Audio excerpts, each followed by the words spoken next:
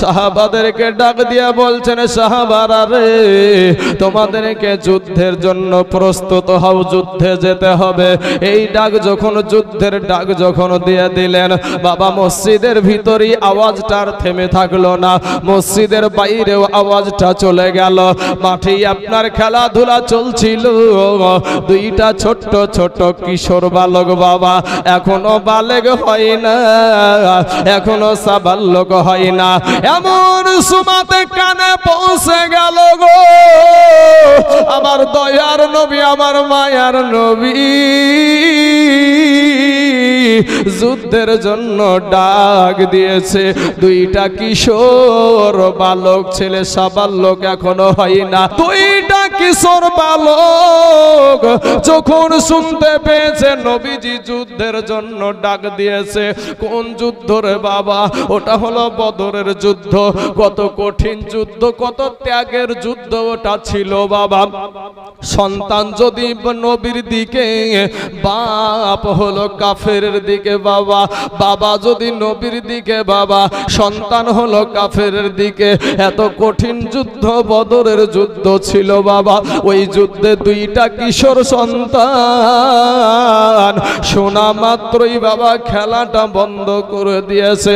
একটা দৌড় দিয়া বাবা জনম দুঃখিনী মাকে গিয়ে বলছে, মা ও গো মা, আমার দয়ার নবী মায়ার নবী আমাকে যুদ্ধের ময়দানে ডাক দিয়েছে, আমরা যুদ্ধের ময়দানে যেতে চাই। ও মা, নবীজি যুদ্ধের জন্য ডাক দিয়েছে গো মা, আমরা খেলার মাঠ থেকে শুনলাম। ও গো মা, মা গো আমাদেরকে একটু বিদায় দাও গো মা। যুবক রে, তারা সাবালক হয় না এখনো রে বাবা, 10 বছর 13 বছরের বয়স। এই মুআজ আর মুআজ বাবা দুই ভাই, দুইটা ভাই মায়ের কাছে এসে বলে, মা গো, আমার নূর নবী, আমার মায়ার নবী, আমার নবীজির আব্বা নাই, মা নাই, মদিনার জমিনে মেহমান হয়ে এসেছে গো মা, ও মা বিদায় দাও। ও মুসলমান যুবক ভাইয়েরা রে আমার, দুই সন্তানকে মা ডাক দিয়ে বলে, বেটা রে, ওরে বেটা, ওই যুদ্ধের ময়দানটা বড় খতরনাক রে বেটা, ওই যুদ্ধের ময়দানটা বড় বিপজ্জনক রে বেটা। হে বেটা, ওই যুদ্ধের ময়দানে কেউ গর্দান কেটে নিয়ে আসে, আর নচয়েত গর্দান দিয়ে আসে। বেটা রে, কেউ গর্দান দিয়ে আসে আর কেউ গর্দান দিয়ে আসে। ও বেটা, তোমরা তো ছোট মানুষ, তোমরা তো নাবালক মানুষ, তোমরা তো এখনো বড় হও নাই, তোমাদের দ্বারাই কি কাজ আছে? মাকে ডাক দিয়ে বলে, মা গো, আমরা যুদ্ধের ময়দানে যাব মা, আমরা হয়তো সেরকম যুদ্ধ করতে পারবো না, কিন্তু মা গো, আমার দয়ার নবী ওই যুদ্ধের ময়দানে যাবে। এ বাবারা, নবীকে, নবীজির জন্য মাকে বলছে, মা আমার নবীর যোগ দিকে যখন কাফেরেরা, বেদিনেরা যখন তীর মারবে, ও মা গো, আমাদের বুক খানা আমরা পেতে দেব, আমাদের কলিজা খানা পেতে দেব, আমাদের কলেজা ছিদ্র হয়ে যাবে তীরের আঘাতে, কিন্তু আমাদের দয়ার নবীর শরীরে তীর লাগতে দেব না। জোরে বলেন সুবহানাল্লাহ। বলে, মা গো, আমার নবীকে শুনলাম আবু জাহেল নাকি আসবে। ওই বদরের যুদ্ধে বাবা নেতৃত্ব দিয়েছিল আবু জাহেল, আর আমার মুসলমানদের তরফ থেকে ইসলামের সেই সৈন্যগুলার নেতৃত্ব দিয়েছিল আমার দয়ার নবী। জোরে বলেন সুবহানাল্লাহ। এ বাবা গো, মা জননী দুইটা সন্তানকে ডাক দিয়ে বলে, বাবা রে, মায়ের নামটা ছিল আফরা, এই আফরা আল্লাহর নারী বলছেন বেটারে তোমাদের বাবা দুনিয়ার জমিনে বেঁচে নাই, তোমাদের বাবা দুনিয়াতে বেঁচে নাই। আজকে যদি তোমাদের বাবা দুনিয়াতে থাকতো তাহলে নবীর পাশে গিয়া যুদ্ধ করতো কাফেরদের সঙ্গে। ও বেটা যা, আমি মা বিদায় করে দিলাম, তোরা ফিরে আসবি বলে এই বিদায় আমি করছি না রে বাবা, আমি বিদায় করছি কিয়ামতের দিন। বেটা রে আমি তোর মা, দুইটা সন্তানের শহীদের মা হয়ে যেন উঠতে পারি। জোরে বলেন সুবহানাল্লাহ। এ যুবকেরা, এরে আমার পর্দার আড়ালের মা খালা গো, আজকে তুমি মা মসজিদে যাওয়ার জন্য তোমার সন্তানকে তাগিদ দাও না। এ বাবারা, মাদ্রাসার পড়ার দিকে কোনো তাগিদ আমাদের নাই, আজ মসজিদে নামাজ পড়ার কোনো তাগিদ আপনার সন্তানকে আপনি দেন নাই। ও মুসলমান, ইসলাম কি জিনিস এই শিক্ষা আপনার সন্তানকে দেন নাই। আপনি কপালে লেখালেন বাপ আপনার সন্তান কিয়ামতের দিন সেদিন কিন্তু আপনাকে ছেড়ে দেবে না। আমার পর্দার আড়ালের মা খালা গো, দুই সন্তান বাবা চলে গেল, এইদিকে আমার নবী বাবা কাতার করে দাঁড়িয়ে দিয়েছে, লাইন দাঁড়িয়ে দিয়েছে বাবা, যে কে যুদ্ধে যাওয়ার লাইনটা দাঁড়িয়ে দিয়েছে একটা একটা করে। আপনার নবী আমার নবী বাবা দেখছে আর হুকুম দিচ্ছেন বাবা, যে যাওয়ার মতন প্রযোজ্য তাকে বাবা হুকুম দিচ্ছে। এই দেখতে দেখতে বাবা মাঝখানে গিয়া দেখল গো দুইটা ছোট্ট ছোট্ট কিশোর বালক। আমার নবী বলছেন বাবা তোমরা কে? ও বাবা তোমরা কেন এই লাইনে এই কাতারে কেন রে বাবা? নবী বলছেন বাবা তোমরা এই কাতারে কেন রে বাবা? এই কাতারটা তো যুদ্ধের কাতার, এই লাইনটা তো হলো যুদ্ধের লাইন। ওই বালক দুটো বলছে ইয়া রাসূলুল্লাহ, ইয়া হাবিবাল্লাহ, নবী গো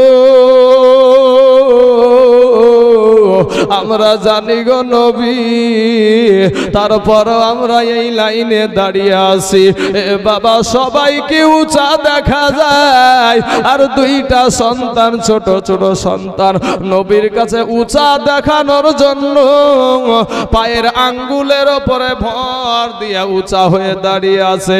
নবী আমার দেখছে আর বলছে বাবা গো তোমরা ছোট মানুষ, যুদ্ধে যেতে হবে না। আমার নবীকে বলছেন ইয়া রাসূলুল্লাহ, ইয়া হাবিবাল্লাহ, নবী গো মা জননী হয়ে কি কথা বলছিল গো নবী? আমাদের গর্ভধারণী মা, ওই মায়ের কাছ থেকে আমরা বিদায় নিয়ে এসেছি। নবী গো আমাদেরকে বাতিল করে দিয়েন না গো নবী। অনেক অনুরোধ করার কারণে নবী বললেন তোমাদের মধ্যে বড় ভাই যেটা সেটা যাবে, কিন্তু বাবা ছোট ভাইটাও তো যুদ্ধে যাওয়ার জন্য পাগল হয়ে গেছে, শহীদের মওতের জন্য বাবা পাগল হয়ে গেছে। ছোট ভাইটা অমনি বললেন ইয়া রাসূলুল্লাহ, ইয়া হাবিবাল্লাহ, নবী গো বুয়াসে আমার দিক থেকে আমার ভাই বড়, কিন্তু ওর শরীরের চাইতে আমার শরীরে শক্তিটা বেশি। জোরে জোরে বলুন সুবহানাল্লাহ। ওর শরীরের চাইতে আমার শরীরের রক্তটা বেশি গো নবী। আপনি যদি একবার দেখেন তাহলে আমাদের মধ্যে দুই ভাইয়ের ভিতরে কুস্তি লাগায়া দেন, দুনো ভাইকে বাবা এবার প্রতিযোগিতায় নামাবে। আল্লাহর নবী বলেন সাহাবারা রে, যুদ্ধে যাওয়ার আগে একটা প্রতিযোগিতা হয়ে যাক, দোনো ভাইকে বাবা লড়াই লাগাবে, কুস্তি লাগাবে। ছোট ভাইটা বড় ভাইকে ডাক দিয়া বলছে বড় ভাই গো আমি তো জানি তোমার সাথে আমি কুস্তি লড়ে পারবো না, কিন্তু বড় ভাই তুমি যদি আমাকে জিতা না দাও আমি যুদ্ধে যেতে পারবো না। আমার নবীর জন্য আমার দেহখানা ছিদ্র করতে পারবো দেবো না। ও বড় ভাই, তোমার তো পারমিশন হয়ে গেছে, তুমি একটা বার আমার সাথে কুস্তিতে হেরে যে আমাকে যাওয়ার পারমিশন করে দাও। এ ভাই, দোনো ভাই যখন কুস্তি লেগে গেছে, বড় ভাইটা তলে পড়ে গেল, বুকের উপরে বসে বলছেন, নবী গো, এই দেখেন আমার বড় ভাইকে আমি ফিরে ফেলেছি, আমি মাটিতে শোয়া দিয়েছি, কিন্তু আমার নবী কুস্তি লাগার আগেই বাবা রায় প্রকাশ হয়ে গেছে। জোরে বলেন সুবহানাল্লাহ।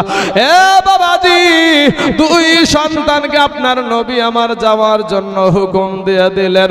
যুদ্ধের ময়দানে গিয়া হাজির ওই কাফের বেদিনদের মধ্যে বাবা আবু জাহেলেরা আপনার লক্ষাধিক কাফের এসে হাজির হয়েছে।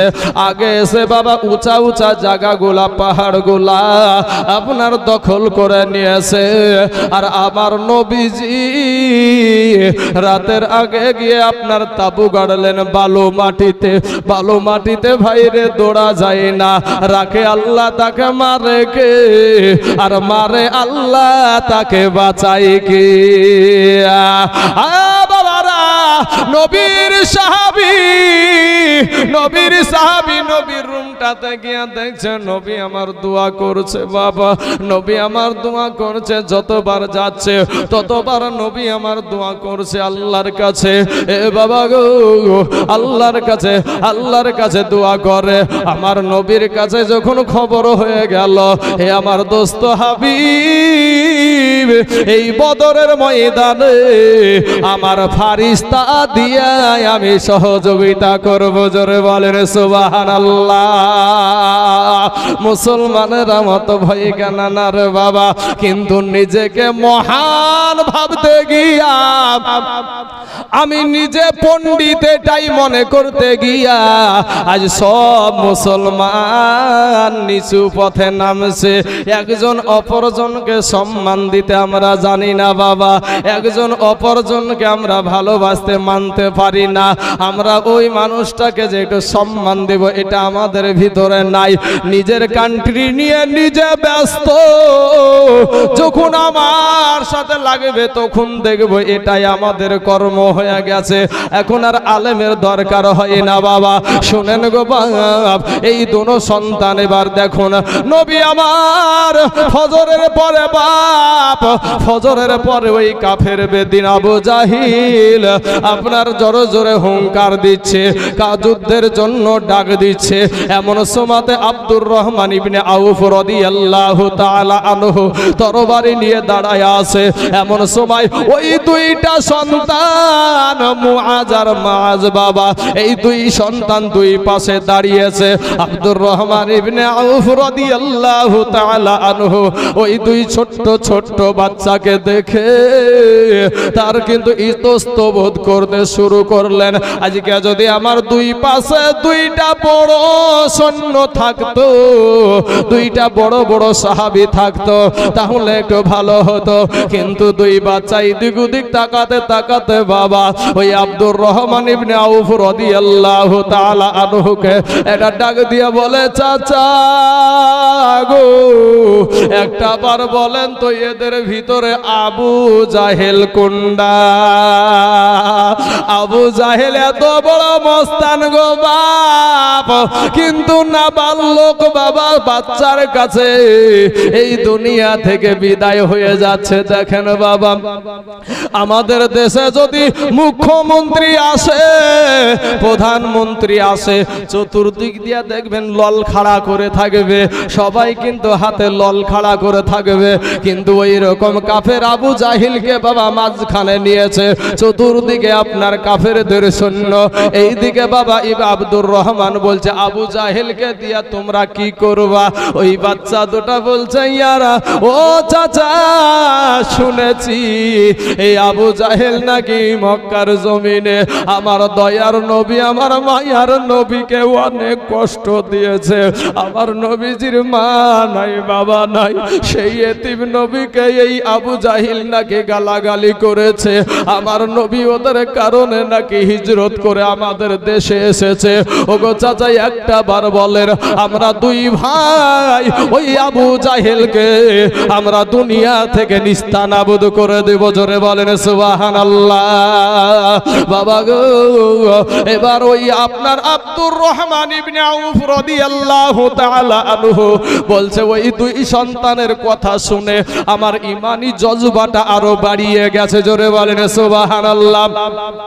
এ বাবারা, এমন সুমাতে বাবা ওই আবু জাহিলকে যখন দেখা যাচ্ছে, অমনি ওই দুই বাচ্চাকে ডাক দিয়া বলে, ওই দেখো যে মানুষটাকে সবার উপর দিয়া দেখা যায়, ওই মানুষটাই হলো আবু জাহিল। দুইটা ছোট্ট ছোট্ট বাচ্চা গো বাপ, মানুষের ভিতর দিয়া যেতে যেতে যেতে যেতে যেতে যেতে যেতে যেতে একেবারে আবু জাহেলের কাছে গিয়া হাজির হয়েছে। আবু জাহেলের কাছে যখন হাজির, এক ভাই বাবা আমার নবীকে মুহাব্বত করে যে তুই আমার নবীকে গালি দিয়েছিস, তুই আমার নবীকে কষ্ট দিয়েছিস, তুই আমার নবীকে মেরেছিস, আজ তোকে কে বাঁচায়? একটা ভাই পায়ে যখন আঘাত করে দিল বাবা, সাথে সাথে ওই আবু জাহেল, হে মুসলমান, আপনারা শুনেছেন মুসা নবী ফেরাউনকে একটা থাপ্পড় দিয়েছিল বাবা। ওই থাপ্পড়ের কারণে আপনার ফেরাউনের চতুর্দিক ঘুরে গিয়েছিল, গোটা দুনিয়া ঘুরে গিয়েছিল। হাতের থাপ্পড়টা ছিল মুসা নবীর, আর আল্লাহ তার হাতে শক্তি দিয়েছিল আমার আল্লাহ। জোরে জোরে বলুন সুবহানাল্লাহ। এই বাচ্চাতে যখন আপনার পায়ে আঘাত করে দিয়েছে, আপনার আবু জেহেল জমিনে জমিনে পড়ে যাওয়া, আর এক ভাই গিয়ে বুকে এমন ভাবে আঘাত করে দিয়েছে বাবা, ওই আবু জেহেল ওখানে কুপকাত হয়ে গেছে। আবু জেহেলের বেটার নাম ইকরামা, তখন মুসলমান হয় নাই, পরে মুসলমান হয়েছিলেন। ওই ইকরামা রাদিয়াল্লাহু তাআলা আনহু দূর থেকে দেখতে পেয়েছে তার আব্বাকে জমিনে ফেলাইয়া দিয়েছে। দৌড়ে গিয়ে বাবা আপনার এমন ভাবে একটা তরবারি মারেছে রে বাপ। ও মুসলমান যুবক, ও ভাই রে, কিসের দুনিয়া করার যুবক? নবীর দুশমনকে তুই সন্তান ছোট ছোট মায়ের কলেজার টুকরা নয়নের পারা মেরে দেয়। আজ তোমার সমাজে তোমার নবীকে কত গালাগালি দেয়, কত কিছু বলে, কত তাচ্ছিল্য করে। তুমি ভাবছো যা হচ্ছে হোক, কাউটা আমার সাথে তো হচ্ছে না, তুমি সেই জায়গায় যোগ দাও না। এমন ভাবে তরবারি মারলো রে বাবা, হাতখানা কেটে আপনার বগলের চামড়াতে আপনার হাতখানা ঝুলছে। এই বাবু যুদ্ধ করতে আর পারছে না, কি করবে, হাতে অসুবিধা করছে, হাতখানা লটপট করছে বাবা। এমন সময়তে ওই ছোট বালক এই হাতকে পায়ের তলে দিয়া এমন জোরে টান মেরেছে বাবা, হাতখানা ছিঁড়ে ফেলে দিয়েছে। ও মুসলমান যুবক ভাইয়েরা রে, আমার আব্বা জানেরা গো, ও আমার কালেমার ভাইয়েরা, ও গো আমার পর্দার আড়ালের মা গো, আজকে দুনিয়ার জমিনে ভাই সারা দুনিয়া চাইছে ভাই গো, মসজিদ ভেঙে দাও, মাদ্রাসা ভেঙে দাও, কোরআন পুড়িয়ে দাও, ইসলাম ধর্মকে একেবারে নিস্তানাবুদ করে দাও। কিন্তু আপনাদের মতো মুসলমান যতদিন দুনিয়ার জমিনে আছে, আপনাদের মতো নবীর আশিক যতদিন পর্যন্ত দুনিয়াতে আছে, আপনাদের মতো নবীর পাগল যতদিন পর্যন্ত দুনিয়াতে আছে, ততদিন পর্যন্ত এই দুনিয়া থেকে মসজিদ মিটাতে পারবে না। জোরে জোরে বলেন সুবহানাল্লাহ। হাইরে সন্ধ্যার আগে যদিন ডুবিবে বেলা, এক মুহূর্তে শেষ হইবে তোমার রঙ্গেরি মেলা। তুমি কার কার মারো এ জোর ধম কার মাথায় ভাঙিবা লাঠি ভাইরে কার মারো এ জোর ধম কার মাথায় ভাঙিবা লাঠি ওই যে দেখো ডাকিতেছে তোমার কবরের মাটি ওই যে দেখো ডাকিতেছে তোমার কবরের মাটি বাইরে খবর পেয়ে আসবে আত্মীয় স্বজন